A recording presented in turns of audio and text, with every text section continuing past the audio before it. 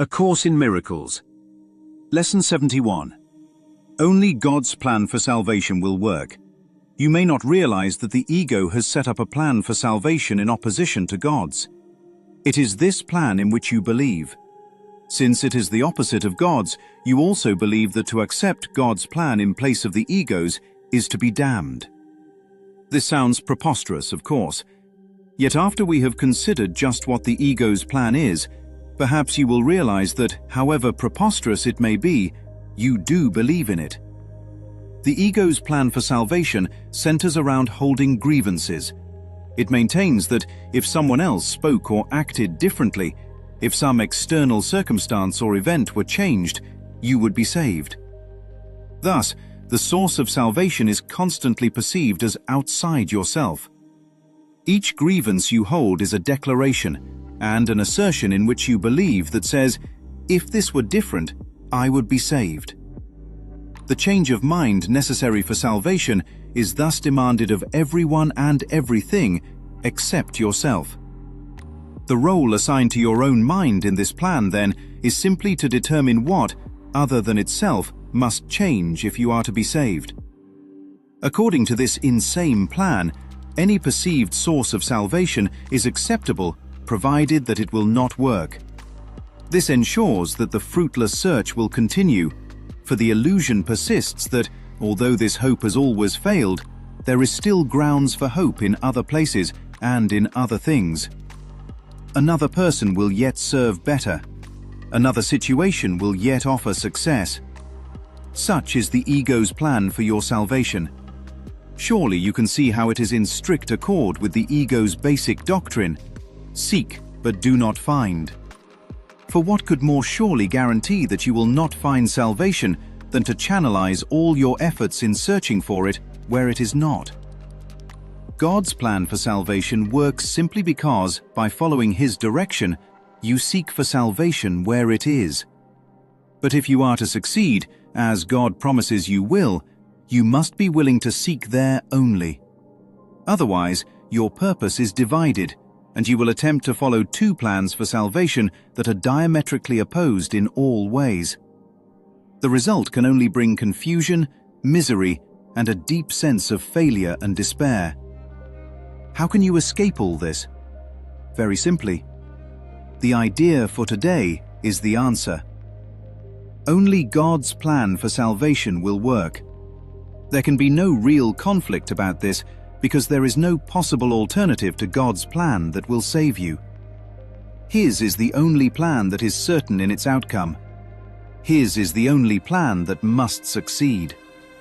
Let us practice recognizing this certainty today, and let us rejoice that there is an answer to what seems to be a conflict with no resolution possible. All things are possible to God. Salvation must be yours because of His plan, which cannot fail.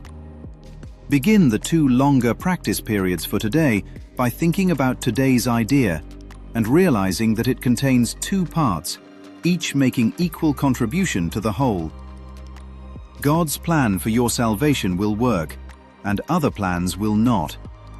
Do not allow yourself to become depressed or angry at the second part. It is inherent in the first, and in the first is your full release from all your own insane attempts and mad proposals to free yourself. They have led to depression and anger. But God's plan will succeed. It will lead to release and joy. Remembering this, let us devote the remainder of the extended practice periods to asking God to reveal His plan to us. Ask Him very specifically, what would you have me do? Where would you have me go? What would you have me say, and to whom? Give Him full charge of the rest of the practice period, and let Him tell you what needs to be done by you in His plan for your salvation. He will answer in proportion to your willingness to hear His voice. Refuse not to hear. The very fact that you are doing the exercises proves that you have some willingness to listen. This is enough to establish your claim to God's answer. In the shorter practice periods, tell yourself often that God's plan for salvation, and only His, will work. Be alert to all temptation to hold grievances today and respond to them with this form of today's idea. Holding grievances is the opposite of God's plan for salvation, and only His plan will work. Try to remember today's idea some 6 or 7 times an hour. There could be no better way to spend a half minute or less than to remember the source of your salvation and to see it where it is. Only one door was ever real. Lesson 71. Only God's plan for salvation will work. That word, only, is doing enormous work. It closes every other exit the mind believes in. It quietly says something radical. The search is already over. Not because salvation was found, but because there was never more than one place it could be. But the mind does not experience it that way. The mind experiences itself as trapped in a maze of people, a maze of circumstances, a maze of memories and future possibilities. Every hallway promises relief. Every corner whispers, maybe this way. And the ego loves mazes, because a maze keeps you moving, and movement feels like progress. The Course points out something deeply uncomfortable. You believe in the ego's plan for salvation, not intellectually, experientially. How can that be known? Because the mind believes it is here in a body, here in time, here in a world of problems and solutions. The moment the mind accepts that premise, the ego's plan has already begun. Because if you are here, something must have happened. If something happened, something went wrong. And if something went wrong, something must fix it.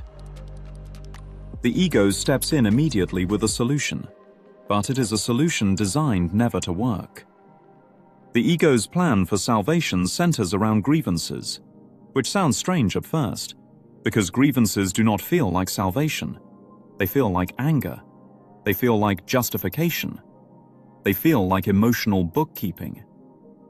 But a grievance is actually a statement about where salvation lies. Every grievance says the same sentence. If this were different, I would be saved. If she treated me differently, if they respected me, if my childhood had been better, if my partner understood me, if the government changed, if the world were fair. Every grievance quietly moves the location of salvation outside the mind. And the moment salvation is outside the mind, it is outside your power. The ego loves this arrangement because it makes you a permanent victim of conditions. And victims must wait. Victims must hope. Victims must watch the world carefully. Imagine a man sitting in a locked room. The key is in his pocket, but someone convinced him the key is outside the building. So every day he checks the hallway. He calls friends. He looks through the window. He waits for rescue. The tragedy is not the locked door. The tragedy is the wrong location of the key. That is the ego's entire system, not to hide salvation, but to relocate it. The Course says something astonishing. According to this insane plan, any perceived source of salvation is acceptable provided that it will not work. Think about that. The ego does not care what you chase. Money, status, romance, recognition, revenge, enlightenment, even spirituality itself. The only requirement is that it keeps you searching. Another person will yet serve better. Another situation will yet offer success. Another city, another job, another partner, another version of yourself. Hope keeps the machinery running, but it is a very particular kind of hope. Hope that the next thing will work, not the recognition that nothing ever has. This is why the ego's doctrine is simple. Seek, but do not find. The search itself becomes the addiction. God's plan is the exact opposite. Not another hallway in the maze, the exit from the maze entirely.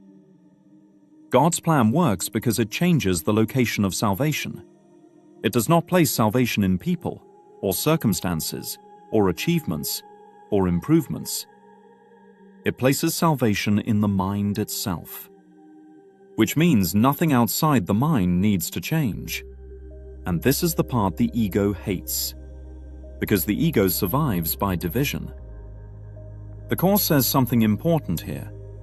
If you try to follow both plans, confusion is guaranteed. One plan says peace comes from changing the world. The other says peace comes from changing the mind. Those are not slightly different strategies. They are opposite universes.